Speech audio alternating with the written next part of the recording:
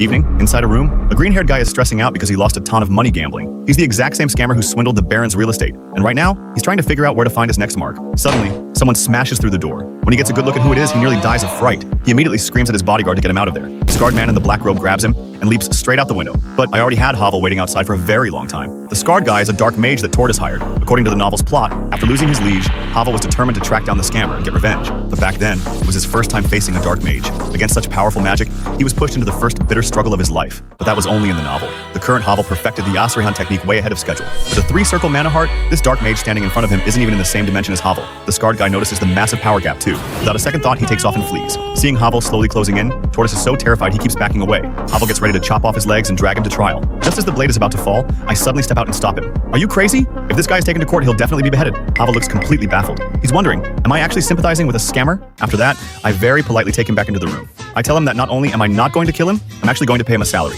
There's just one tiny little catch in the contract. I'll pay him his wages every month, but 80% of it will be deducted to pay off the money he swindled. So all he has to do is work under me for 6 to the power of 7 years. And then his contract is up, and he's completely free. Tortoise actually thought I was kind enough to let him off the hook. He never expected I wanted him as a slave for the rest of his life. Havel suddenly realizes that my saving him wasn't out of pity at all. It was just because if he died, I couldn't squeeze every last drop of value out of him. I slowly let out a true capitalist smile. The guy owes me way too much money. How could I let him off that easily? As a ruthless capitalist, I'm going to drain him dry. Tortoise tries to protest, claiming there's no way a contract this unreasonable could exist. I just leave him with one simple phrase: see you in court. Let him decide for himself. In the end, Tortoise happily signs his name on the dotted line. And the funds we confiscated from him, that'll serve as the startup capital for the next phase of my business empire. Which means it's time to start hiring, because 30 soldiers from the main estate just aren't going to cut it.